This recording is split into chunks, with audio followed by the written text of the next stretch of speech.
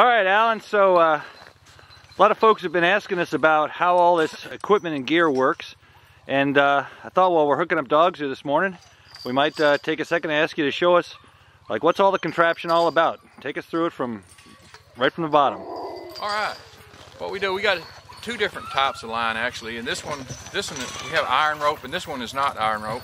This is poly rope, and it stretches. You see it's braided like this, so when the dogs pull, it actually gives a lot. And today we're going to run 16 dogs, and I've tied it up to a four-wheeler like this, and this is just access line. And off this access line, we come off actually 42 inches. What we come to the first line, and these lines attach to the back of the dog, which I'll show you shortly. Is that a knot in the rope? There it is. We have a knot every 7 feet. These tug lines are actually 15 inches long, and they're 15 inches long is because that is approximately about what a dog's height is to the shoulder, give or take. So when they go over a hill, it doesn't jerk them down or up, depending on the situation. So that's why we make them 15 inches. It's pretty much what the top of the shoulder is. So this line can drop all the way to the ground, and it doesn't affect them at all while they're running. And so the knot's in the main line to just as easy place to hold the tug lines together. It is. It just holds it like this, and it's just a simple technique that we use. It's really fast in that if we have to shrink this line, say we have to drop 2 dogs in a race, we can just cinch this up, tie another knot in, pull it back, and then the line is shrunk that quick.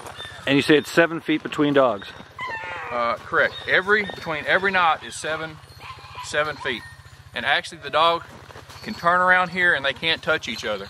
So that's another reason. And they also have a lot of flexibility in their running, with this being behind here, that they can go out and miss a hole or go like this, and it doesn't affect them much. And that's one of the reasons we like this system, is because they can kind of do what they want instead of get tugged by their head down into holes or this, that, and the other. But today we have the four-wheeler, so that makes it a lot easier.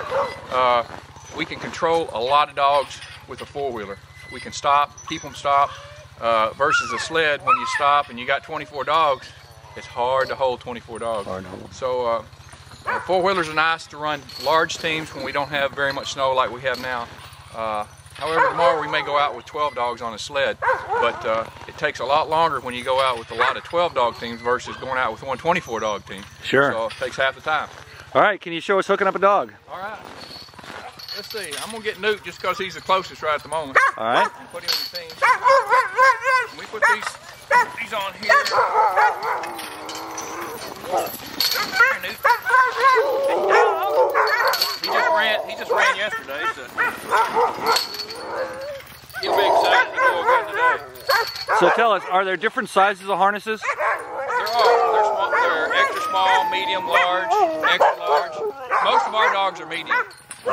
So you see they get pulled from the back here, and as they run, this thing can shift over to the side and let them miss a hole, miss a stump or a rock or this, that, and the other. So it gets pulled like this. So we really like these type of harnesses. These are man-made harnesses, which are really good. We've been running for 5 years now. Hey! So that's an advantage of the harness. What's a disadvantage of this harness system? The disadvantage. Sometimes they don't have as much power as traditional harness. So, because they don't have as much power, they don't pull as hard. So we found that they don't get hurt as often. So that's the big plus in these type harnesses, that they don't get hurt as often.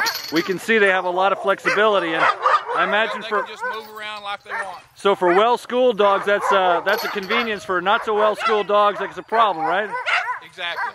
We have to actually start training them with necklines on so they can get used to getting up here straight and always staying forward.